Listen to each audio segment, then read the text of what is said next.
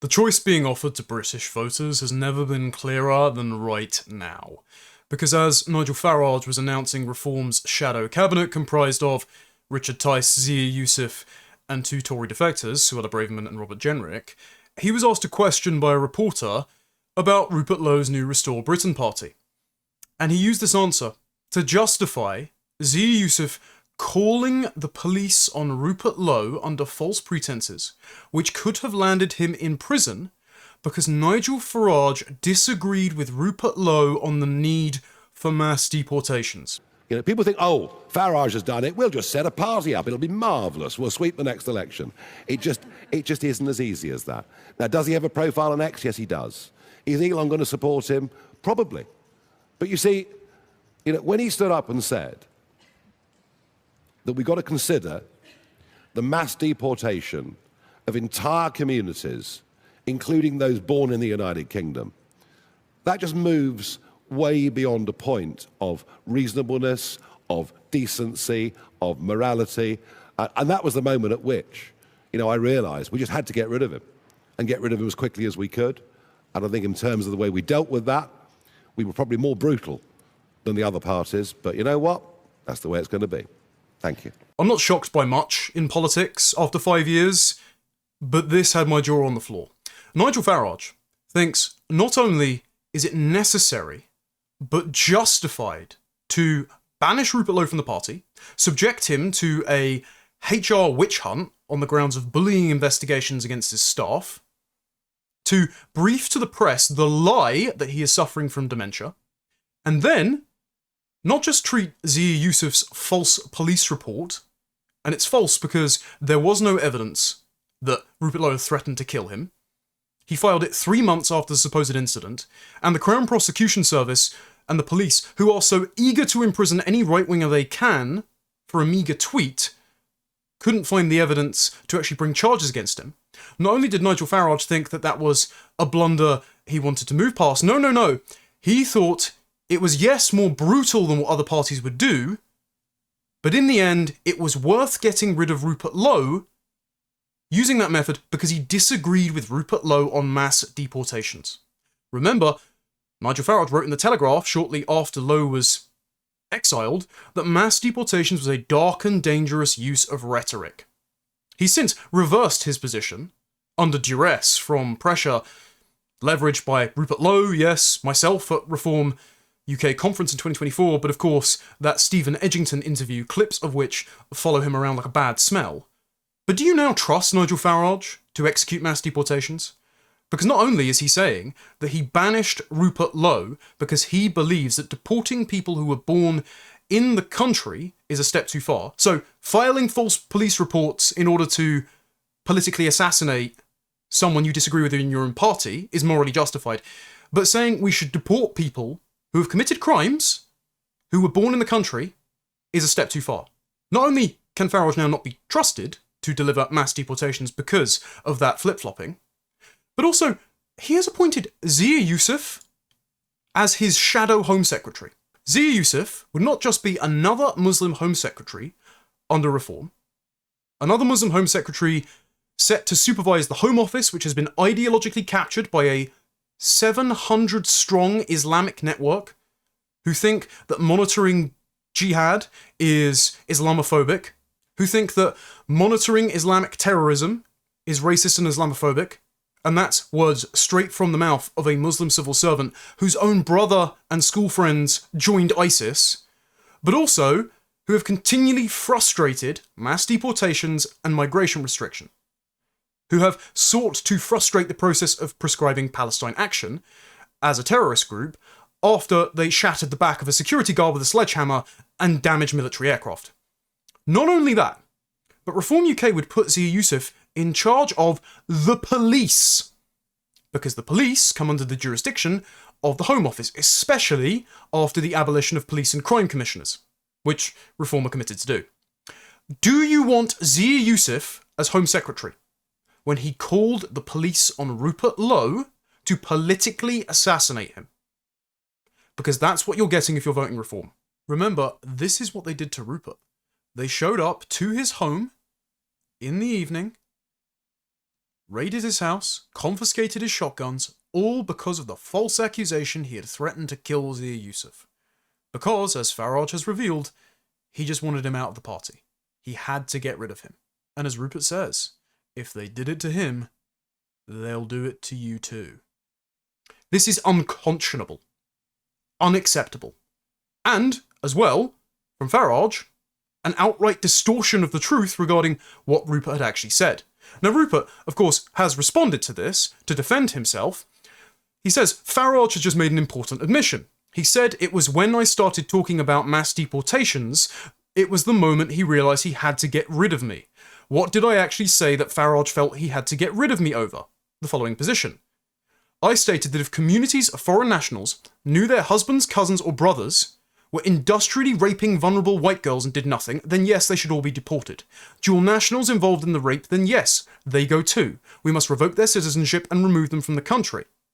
And he points to the horrific findings of his privately funded rape gang inquiry, which he did as an independent MP through a crowdfunding platform, whereas Nigel Farage committed to doing the same thing and never followed through on it.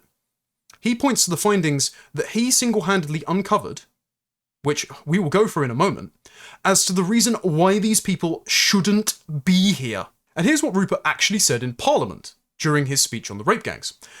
Will the government commit to deporting all guilty foreign nationals involved urgently, including family members who were aware of the crimes and therefore complicit? Wives, sisters, mothers, and cousins, if they knew and said nothing, are just as guilty as the rapists themselves. Will the government commit to stripping citizenship from dual nationals implicated and deport them as well? Race or religion must protect nobody. Will the government commit to pausing all Pakistani visas and foreign aid into the country until the Pakistani government agree to accept any of their deported citizens who have perpetrated these crimes on British soil and imprison these rapists and their accomplices in Pakistan however they see fit? The choice is clear.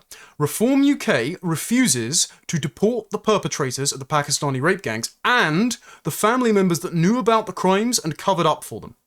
Whereas Restore Britain and Rupert Lowe advocate for doing just that, and pulling every economic and diplomatic lever they can to ensure that Pakistan takes its racist, rapists, and their enablers back. Restore Britain have responded. Here's my friend Charlie Downs saying Farage, for once, has decided to tell the truth, and he's right. So Nigel Farage has just admitted that the reason he threw Rupert Lowe out of Reform and reported him to the police was because he supports mass deportations. It was nothing to do with bullying or death threats to Zia Yusuf. Farage alleges that we want to deport entire communities, and he's absolutely right. A Restore Britain government would deport every last foreign rape gang collaborator, wives, brothers, sisters, cousins, who knew about the rapes but chose to do nothing. Following our inquiry, it could not be more clear that this is the right thing to do. These crimes were an open secret in these communities. And if Farage is not prepared to grapple with this reality, that's on him. But trying to ruin Rupert Lowe's life because he is absolutely disgusting. And if you're a member of Reform, ask yourself whether you want this man, who is now flanked by the likes of Robert Jenrick and Nadeem Zahawi, running your country. And if you don't, join us at Restore Britain. There are those of us who were encouraging Reform to do better, because they have been consistently topping the last 200 opinion polls, especially since the general election. There are those of us who would have held our nose and voted Reform because they were the least worst option or the best chance we have at smashing the Uniparty. I now never want Nigel Farage to step through the doors of 10 Downing Street. Ever. Not just because Zia Yusuf will be his Home Secretary. That is a promise as of today. Not just because Nadeem Zahawi would be his Foreign Secretary. Notice how they held off announcing that, but I know for a fact he was going to be announced as their Foreign Secretary. And I think it's after the launch of Restore Britain, Nadeem Zahawi being Foreign Secretary for Reform would have confirmed all of their base's worst fears about them becoming the Tory Party 2.0. It's because Nigel Farage has just justified trying to put his political opponents in prison because of a disagreement over mass deportations, a policy he's now promising. How is Nigel Farage any different from Lord Hermer? You know Lord Hermer, the Attorney General of Keir Starmer's government, who signed off on the incarceration of Lucy Connolly, the wife of a Conservative councillor, thrown in prison for an imprudent tweet following the Southport massacre. Now, Lucy Connolly should never, ever have been put in prison. Neither should Wayne O'Rourke or Peter Lynch or all of the other people persecuted because Keir Starmer decided to call grieving parents and members of Labour's Red Wall far right. But Lucy Connolly at least had the thin pretext of sending out a tweet that the Crown Prosecution Service and police distorted to imply that she was inciting violence against asylum seekers and politicians.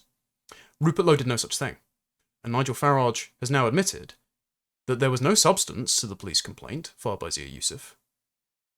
The story about Rupert Lowe saying he was going to slit his throat or shoot him was just a thin veneer for a political attack to excise Rupert Lowe from the party. So, Rupert Lowe was persecuted by the police, had his home raided, his shotguns taken, his staff subjected to a HR witch hunt, for far less than Lucy Connolly. And Nigel Farage did it. Zia Yusuf did it. And these men can now never be in power. And the choice is clear to our old friend Danny Finkelstein, because, as Charlie Downs has pointed out, if you want a second-generation migrant, Zia Yusuf, who tried to get Rupert Lowe thrown in prison on false charges, in charge of immigration and policing, Vote Reform UK.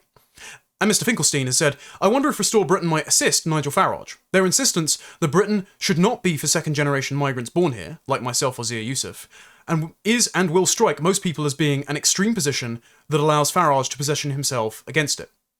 So Nigel Farage is positioned against deporting anyone who was born in Britain, no matter their behaviour. And he is for Zia Yusuf calling the police on Rupert Lowe. But why is Rupert Lowe, Charlie Downs, myself, why are we in favour of deporting people who were born here if they commit heinous crimes? Because Rupert Lowe's rape gang inquiry has revealed the most heinous crimes that have ever been committed in Britain that were covered up in the name of political correctness, anti-racism, and maintaining community tensions. Because the mass immigration and multiculturalism project could not survive the bad PR that would have resulted from being honest about the Pakistani rape gangs operating in more than 55 towns and cities across Britain and trafficking girls overseas as sex slaves. For example, one survivor told the panel, since she was 13, she was raped by probably 600 or 700 different men over 3 years. Another said she heard lots of stories from Western women where their children had been kidnapped and they'd never been seen again. Western women had been married, gone to the Middle East, and their children had been taken. So there is a sex trafficking trade happening in the UK, transporting girls to the Middle East and Pakistan.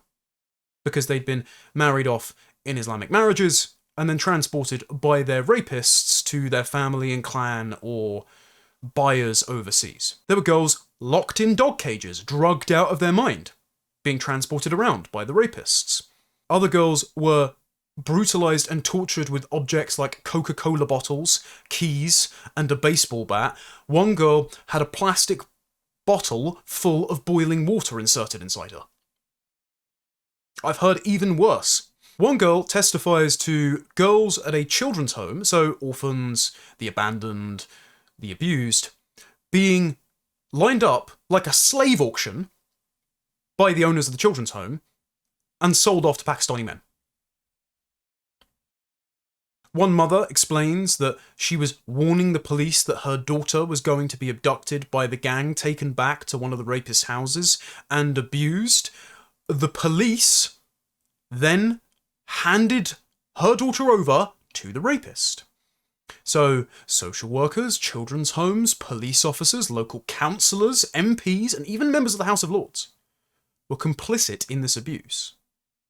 And there was a major conspiracy of silence, not just by the authorities, but by the local community, to ensure that the press and politicians did not speak up or act on the worst scandal in British history. The industrial scale drugging, kidnapping, trafficking, raping, torturing, and even murdering of white, working class children because they were white. I mean, some of these crimes are just unspeakable, unconscionable. I spoke to some of the people running the inquiry, and they weren't sleeping. And they weren't even the people that had to endure this. But they sat there for hours, listening to testimony from parents, survivors, people who blew the whistle and were silenced for it. And the perpetrators are the people that Nigel Farage's party are promising they will not deport, because they think it is more immoral to deport someone who did these crimes that you can see on screen right now that I can't read out. They think it is more immoral to deport someone who did this because they were born here than it is to call the police on Rupert Lowe because he advocates deporting them. The choice is clear. And it's not like it's ambiguous as to which community perpetrated this. There were men from other nationalities who were involved in the gangs because of their shared Muslim faith. But survivors time and time and time again told the panel, they've told journalists, they've told inquiries, that their abusers were Pakistani men. Families, clans, county lines drug gangs that were bound together in a conspiracy of silence, in solidarity, because of their ethnicity, and preyed upon the children because they were their ethnic outgroup, because they were white, because they were Kafir, because they were English. And what about Rupert's claim that there were families that knew about it and covered it up? That entire communities are therefore complicit in the crimes. Well, in 2013, when a group called Together Against Grooming tried to get imams to read out a sermon denouncing the rape gangs, there were members of mosque congregations that shouted the imams down and demanded the sermons not be read. We've already heard Oxford Imam Dr. Taj Hargay, for the last decade or more, speak out and say there are multiple mosques across the country that preach sermons that say Muslim men will go to heaven if they rape English children, because these girls are easy meat, they are nothing more than the chewing gum on the bottom of your shoe, you can mistreat non-Muslims, Christians and Jews, and members of your ethnic outgroup, according to the principle of asabaya, and you will still be rewarded for it. This is what the mosques are teaching. This is what the community believes. And so it's no wonder that at a trial in Rotherham in 2024, when 7 men were convicted for raping children, Mohammed Siab, one of the perpetrators, who heard his sentence through an Urdu interpreter, waved to his family as he was taken down for it, and one of his daughters shouted out, "I love you, Dad." They heard what he did to children their age, and they still supported their father anyway. And the families, when some of the perpetrators were resentenced and had their sentence reduced, rather than being given the death penalty, which would happen in a just country, one survivor was attacked by the families. A relative of one of the rapists was dead-eyeing her in the court, outside of the court. One of them said, "We should slap the bitch," and National Crime Agency officers and court security had to intervene and separate the groups. We've also had other family members TikTok livestream their relatives while they're in prison and deny all the crimes, despite there being abundant evidence that they committed them, and accuse the girls of lying, as well as releasing personal information about the survivors who the press have had to deliberately keep anonymous, because as soon as these rapists leave prison, they merge straight back into the community without any punishment. If you knew someone had abused a child in your family, in your broader friendship network, I think we'd never talk to them again. That is not the case in Britain's Pakistani communities. And that's according to members of the Pakistani community who themselves are outliers and have been courageous enough to speak out about this and have said, yeah, there's a conspiracy of silence going on because they hate white people. And I have to give credit here to Yasmin Alibhai Brown, who herself is a raving Guardian writing leftist, who back between 2011 and 2017 was writing honestly about this. She was interviewing the wives and mothers and sisters and daughters of rape gang perpetrators and asking them for their opinions. And although these women are often abused by the gang members themselves, they fail to have any sympathy for the white victims because they're white and not Muslim. For example, Yasmin encountered Suju, the wife of another jailed groomer. She was afraid of him, but she too thinks that white girls are, quote, filthy, how they dress, they have no shame, no fear of Allah. Was it okay to hurt them the way they did? Yasmin asked. No, she said, you can't hurt people. Allah does not want that. But it is the girls who should be careful. They did something to him, the perpetrator. Maybe bad magic. I am now alone, no money, no life. They believe that English children cast some kind of spell, possessed their husbands, brothers, cousins and sons with some sort of jinn, robbing them of their responsibility to not sexually abuse children. they blame the girls for being white, for not being Muslim, and for showing more skin than a niqab or burqa would allow, and therefore tempting the men, as if the men have no responsibility to exercise their own impulse control and not sexually abuse children because they're children. We have to live with these people, according to Nigel Farage. These people, by the way, the majority of them, do not work a day in their lives. And so their very presence in our country is subsidised by the British taxpayer. They're living on benefits.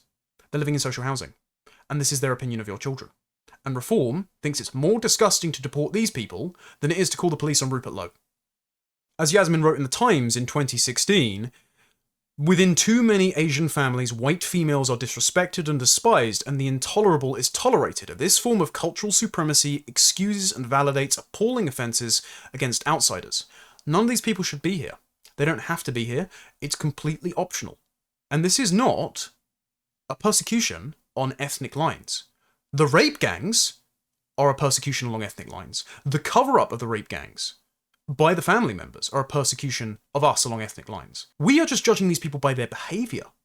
And their behaviour is so appalling, ubiquitously, across the community, either by perpetrating the crimes or willingly covering them up out of a sense of ethnic and religious solidarity.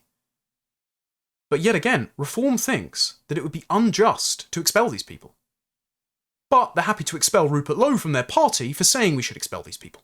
And one of the most revealing comments about how this community thinks was contained in this piece by Yasmin in The Independent in 2011.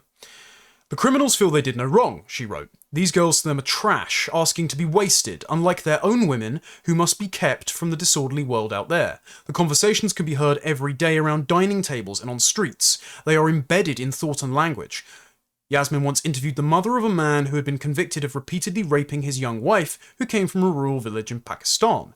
The head of the nursery school the couple's child attended had helped the victim report what was happening. In Urdu, the mother hissed, "How lucky was she to get my son? The dirty, ungrateful bitch. Went to a white woman to complain. They sleep with everybody. She just didn't know how to make him happy. We have thrown her out. She can go on the streets like those whites now. Get these people the fuck out of my country." I don't care if Nigel Farage thinks it's unjust or impolite or anti-British. Get these people out of my country. And then Yasmin speculated. Again, is this the most appalling payback for white racism?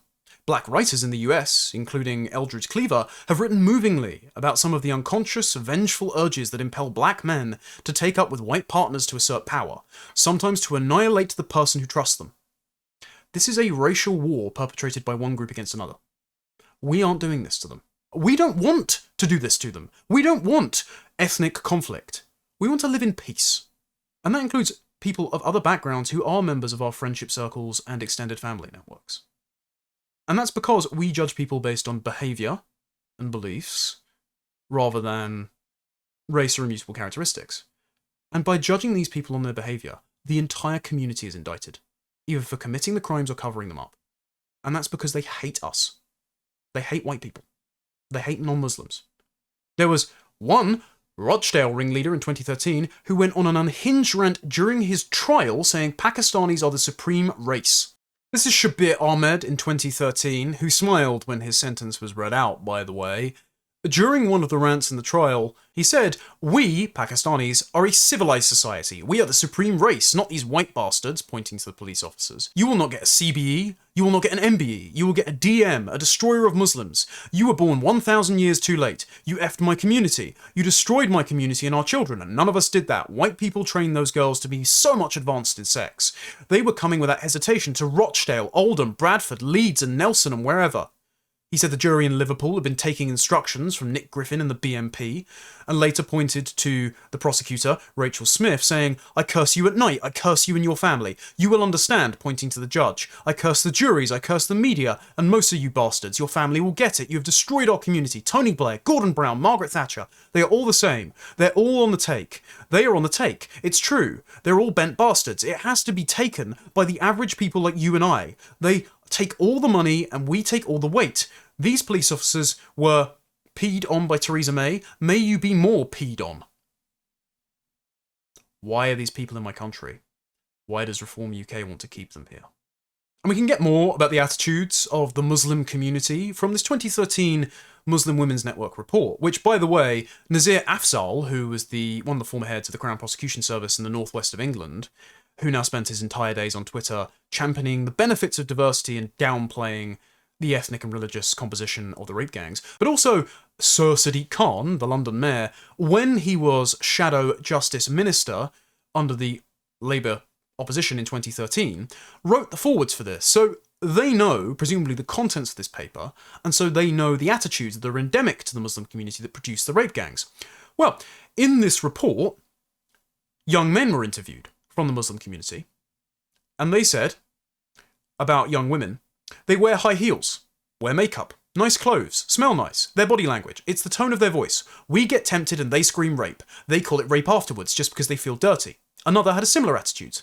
Quote, the girls want it. They want to have sex with all the lads. They can't get enough. When their partners find out, they don't want them to know they are slags and sluts and pretend they're getting raped because they don't want to get battered. Even the children think this. They grow up to either perpetrate it or conspire to keep it quiet. When now Baroness Gohir and the Muslim Women's Network interviewed the parents of Muslim boys about their thoughts on the rape gangs, they said they feel under attack after being demonized and targeted with terrorism legislation, and that some people were not interested in the subject and not talking about it, especially when they think the victims are a white girl, so it's almost the it doesn't interest us attitude. They have zero compassion or moral consideration for anyone outside of the Pakistani community. And the abuse is common. Here is one horrifying anecdote from a young man. Quote, my mate called me and said, bro, I have a surprise for you, come over to this house. When I got there, 15 of them were sitting in the living room. My mate told me to go upstairs for a surprise. When I went into the bedroom, another friend was doing this girl. He says she was 20 of Pakistani background. So clearly either drugged or he's lying about her age to keep himself on the safe side. The lads went up one by one and took turns, and while they were waiting, they were calling their mates, cousins and uncles to come over and join in and show off. Others turned up too, including 2 older men who were taxi drivers who went straight upstairs. One older man said, I'm going to call my son over so we can practice on her later, and later his 15-year-old son arrived in his school uniform. Everyone took turns, and it took 6 hours. I did get concerned and said, the girl is going to get broke, who will marry her? The girl is not paid, but the girl is not paid, but she gets looked after. She's given food, and the boys make sure she gets home safely if it gets late. This girl is a sex slave. I hope you will understand this. And this is normal. The men in the community know one another, and they know that if they call each other up and say, I've got this girl captive that we are gang raping, would you like to come around and have a go? They know they're not going to get reported to the police by anyone. Most likely, their friends are going to drop what they're doing and come round and participate. And they're all going to have each other's backs, they're going to be silent, they're going to have an alibi, and if it ever goes to trial, every single one of them pleads not guilty, because they have no guilt about it. They just want to get away with it. To finish off the anecdote, he says, there are set days, Mondays, Wednesdays and Fridays, but some of my friends don't like doing stuff like that on a Friday because it's Jummah and they have to go to mosque. Out. Out. All of them. There is no ambiguity about the fact that the community knew this was going on and covered it up because of the race and religion of the perpetrators and of the victims. Mohammed Shafiq, who is head of the Ramadan Foundation and has spoken out about this for quite a while, I will give him credit, wrote in the Daily Mail in 2016, after his own cousins were convicted as part of a Rotherham rape gang, he said the following: the answer doesn't just lie in inept officials, paralysed with fear in case they're accused of racism. And it's not only down to the corrupt police officers in Rotherham, who turned a blind eye to the crimes, often, it seems, in return for sexual use of the Hussein's victims. This happened because the root cause lies in the British Pakistani community itself. The sad truth is that for years, some British Pakistanis have deliberately buried their heads in the sand about these predatory grooming gangs. More than this, they see any of us who try to tackle the problem as siding with the white enemy. But the fact is that while I did not know what my second cousins were doing. Others in our community certainly did, and yet they saw fit to sweep it under the carpet rather than helping the victims. Enough is enough. The time has come for British Pakistanis to admit we have a problem. Shafiq's point was, these men weren't lone groomers. They weren't misfits on the outskirts of our group, they were at its heart. By day, gangs like these played the parts of fathers, husbands and sons. They were accepted among Pakistanis as one of the community, and by night they were something else entirely. They know. The community know. They cover for their cousins and sons, brothers and fathers. They do not admit guilt. They are remorseless after being convicted, and when they leave prison, after their far too short sentences, they fold themselves straight back into the community. They can still get jobs, they can still go to mosque, they still have friends and family members who believe they did nothing wrong. We cannot live alongside these people. I do not care if they have British passports, I do not care if they were born here. Everything should be done to ensure that these people are removed from our society. Whether they perpetrated the crimes or knew about them, and either did nothing or proactively covered them up. Reform UK now needs to make the affirmative case for why these people should stay in our country. Because if you think it is immoral to deport someone because they were born in Britain or have a British passport, and Restore Britain is saying these people knew about the crimes, they perpetrated them, or they kept quiet because they hated the victims for their race and religion, and we will use every bit of leverage available to us, foreign aid, visas, sanctions, to ensure that Pakistan takes them back, then if Restore Britain are promising to deport them, Reform UK must articulate what possible benefit these people provide to our civilization that outweighs the greatest child abuse scandal in our history that means it is worth keeping them. Because they don't need to be here. Their presence is optional. They should be sent back to ensure that none of these crimes can ever be committed again. Their presence is a policy choice, and at the moment, Restore are adamant that they will make the choice to get rid of them, whereas Reform are adamant that it is their preference that they stay, and anyone who is promising to ensure that they leave are not just vile racists, but deserve to be thrown in prison. Instead, you get the following statements from Reform. For example, Nigel Farage, who knows about all this because he's been speaking about the grooming gangs for years, since 2014 when he was part of UKIP. And instead, after the election, in late 2024, he said the following to Winston Marshall. If we politically alienate the whole of Islam, we will lose. We'll lose. So how does one include We them? will lose. By 2050, goodness knows what kind of a terrible state we're going to be in. If winning means we can't deport the Pakistani grooming gang perpetrators and the families who covered for them and enabled them, and some of whom presumably would have participated in the gangs but just not been caught, then what does losing look like, Nigel? If you are willing to accommodate this, because you don't want to be called mean names by the BBC, because you're afraid of losing the Muslim vote, despite 87% of Reform voters saying they think Islam is incompatible with British values, I would just say, being British, our traditions, our culture, our way of life.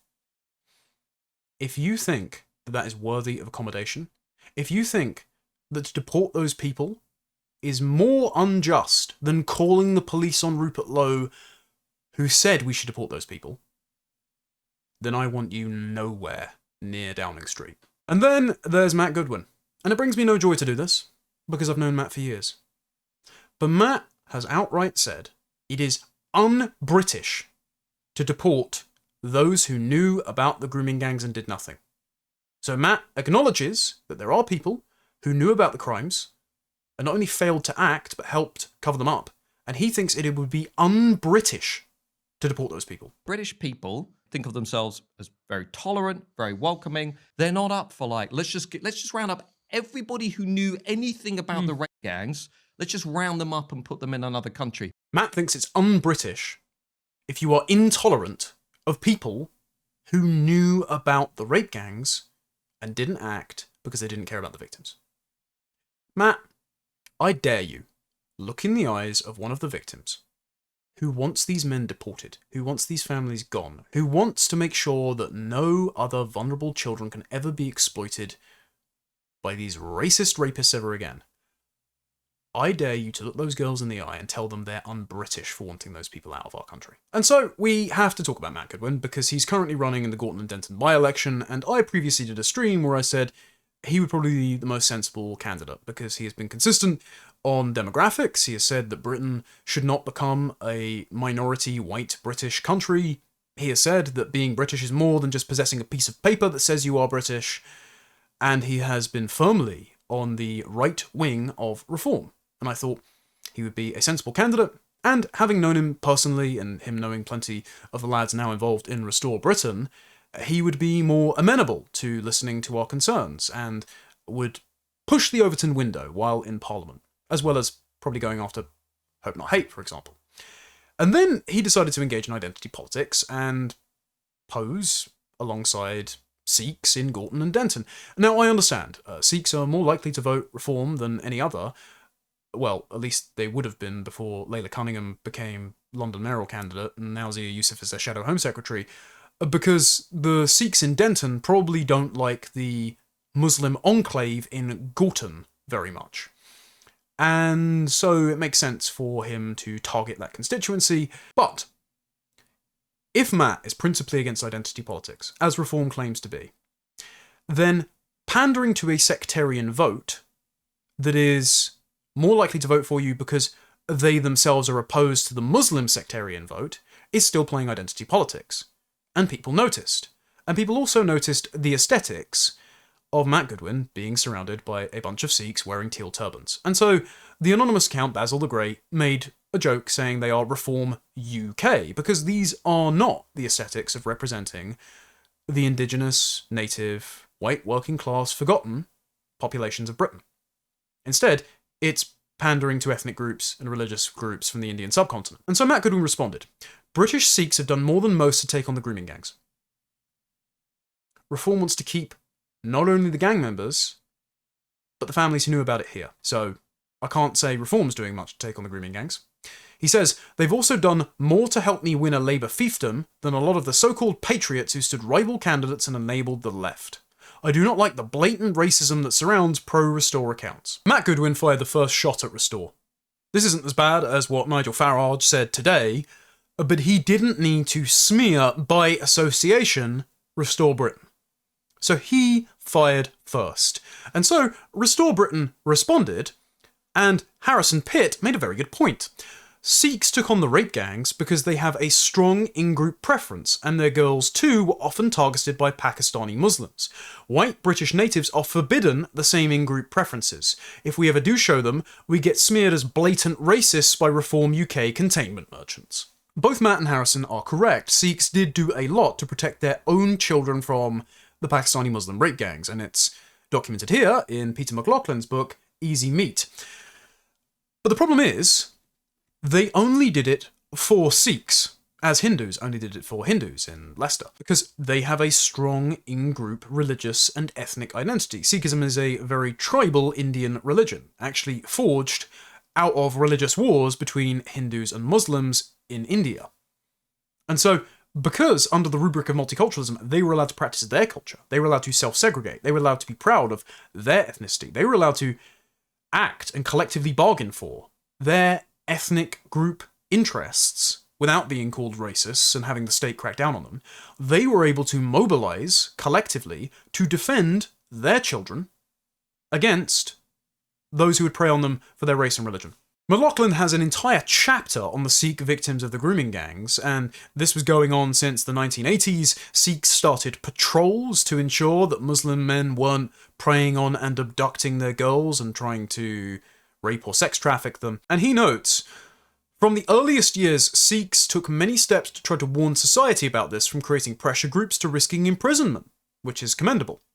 When the police and other institutions would do nothing to stop the grooming gangs, other non-Muslim communities never responded as the Sikhs did, physically attacking Grooming gangs. When white, non-Muslims spoke of the overwhelmingly Muslim grooming gangs, they were accused of racism and thus marginalised and ignored. Some of this must come down to greater solidarity within the Sikh community, and with them having their own organisations such as the Sikh Awareness Society, dedicated to warning Sikh schoolgirls and their parents, but also the narrative of racism could not be used to sow doubt among Sikhs the way the left used it to marginalise any white person who spoke about the grooming gangs.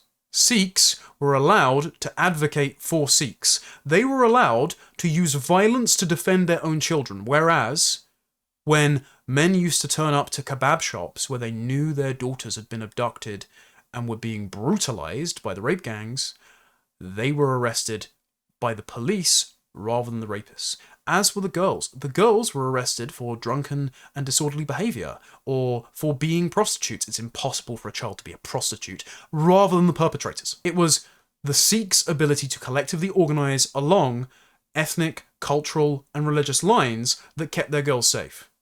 But the broader culture, Parliament, the press, and now Reform UK are depriving the native population of that same right. And unfortunately, importing Sikhs was not without violence either. Now, this was retaliatory to the Muslim rape gangs, of course, but this still led to Sikh gangs and criminals operating in cities where there were high concentrations of Muslims and Sikhs living alongside each other. For example, Peter McLaughlin points out that there is a Sikh gang called Sher-e Punjab in the north and lists instances of gang warfare in Birmingham. On February the 19th, in 1988, there was disorder in Handsworth, Sikh versus Muslim. May the 21st, 3 Muslims attacked in Soho Road by Sikhs. May 27th, Sikh youth stabbed following the fight at Daytime Disco in Hurst Street. May 30th, violent disorder outside the Milestone Pub. May 30th, and again on May 30th, an incident on Ladypool Road, Sparkbrook, where 1 Muslim received wounds.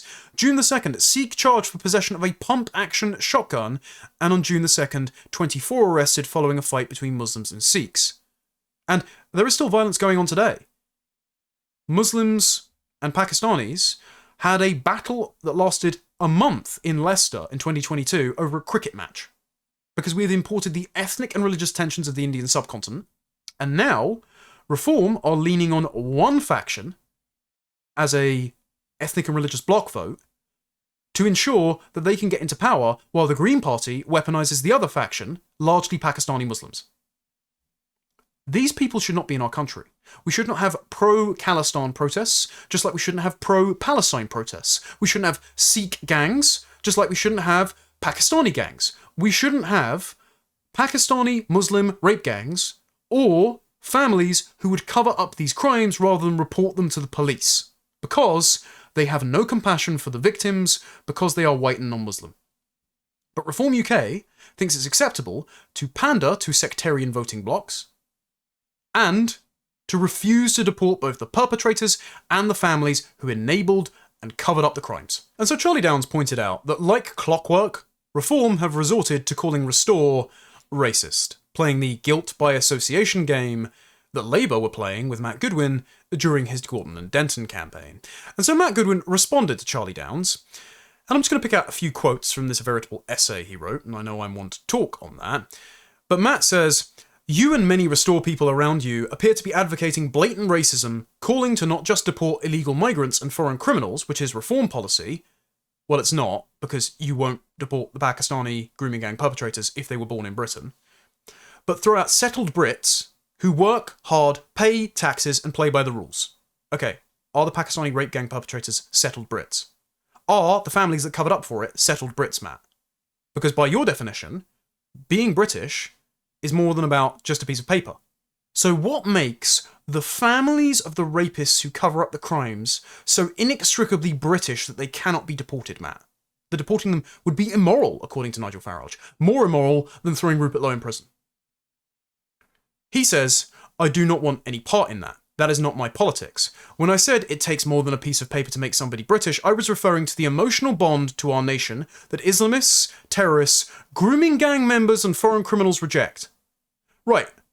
So grooming gang members are not British, even if they're born here. But you refuse to deport people if they knew about the grooming gangs, but hold a British passport or were born in Britain. You're not consistent. You're not truthful. And I know you're not truthful. which we'll get onto in a moment. Matt then said, your ecosystem, Restore, is riddled with white supremacists, anti-Semites, racists, and conspiracy theorists. From where I'm sat, what you're doing looks like a direct rerun of what the National Front attempted in 1979, which your leader will remember. Oh, we're Nazis. Yeah, Restore Britain, and everyone who supports it, Matt, is just a Nazi. They're a racist, they're an anti-Semite. They should be shunned and ostracized. They're the real enemy, right? The far right. It's funny you say that, Matt, because you don't believe that. And I know you don't believe that. Because you were just calling me, Harrison Pitt, Charlie Downs, Lewis Brackpool, just last year, saying you want us on the front lines of reform, that we're doing impressive work, that you agree with what we say, that we should help you staff your team, even, that we should help you draft your tweets. We've written for your Substack. You've had dinner with us. You've been on our podcasts. So you don't believe a word you're saying. The cowards at Millbank Tower have told you to attack Restore Britain as racist to position yourself as a moderate. But you don't believe that. Just like you don't believe that the grooming gang perpetrators should stay here. Just like you don't believe that these people are really British. And so, it's absolutely disgusting that you would use these smears that people have been wrongfully using against you, against not just Restore Britain and the people in your constituency who like Rupert and are holding their nose and voting reform despite what they've done to Rupert, and now many of them will not, I assure you. But it's disgusting you're doing this to men that you know. Like me, like Charlie Downs, like Harrison Pitt, like Lewis Brackpool. It's dishonourable. And it doesn't make you look more moderate or sensible. It makes you look untrustworthy, and it makes your party look weak and frankly evil. The fact that you would justify calling the police on Rupert Lowe when all he wants to do is get entire communities, based on their behaviour, who have covered up the worst scandal in Britain, the industrial scale sexual abuse and torture of children, based on race and religion. The fact that he wanted to get those people out of our country. Your party is now justifying trying to put him in prison for it on allegations of threats of violence that have absolutely no evidence. And knowing Rupert, he's a gentleman, so I don't believe them for a minute. And this is why your post went down like a lead balloon. I mean, I know we shouldn't do politics according to what's popular on Twitter, but this ratio, it's brutal. And it's because people are starting to see through reform. They think it's dishonest, unwilling to do what's necessary, will mistreat its own supporters if they think that it will grant them greater esteem in the eyes of the treacherous media and political class that perpetrated, or at the very least, knew about and did nothing to stop the rape gangs. And that you are willing to launder the smears levelled at you to seek their approval at men you know personally. Racist was the word used to silence those who spoke up against the Pakistani rape gangs. And Matt Goodwin is still using it as if that word means anything. And so as Rupert says, the choice has never been clearer. Millions must go, based on their behaviour alone, based on them robbing our taxes blind for social housing and benefits, based on them committing the most heinous crimes against our children, or knowing about it and doing nothing, based on them breaking into our country and living at our leisure. Millions of people have been brought into this country against the expressed will of the electorate. They are not members of our friendship networks or our families, and we should not want to mistreat people, good people, who are. I don't want to treat Ben Habib as if he's no different to a Pakistani rape gang perpetrator. I wouldn't, Rupert wouldn't, Restore wouldn't. Anyone saying otherwise is lying.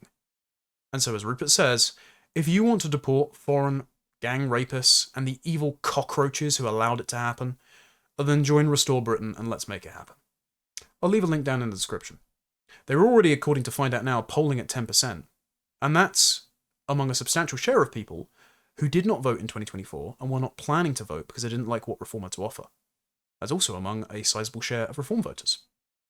And their membership has now exceeded 60,000 people. I think they're now the fourth largest political party in the country. And you wonder why Nigel Farage felt the need to denounce Rupert and justify his attempted imprisonment on spurious grounds. It's because they're worried. They have been taking for granted their support. as a none of the above party, but also a there is no alternative party.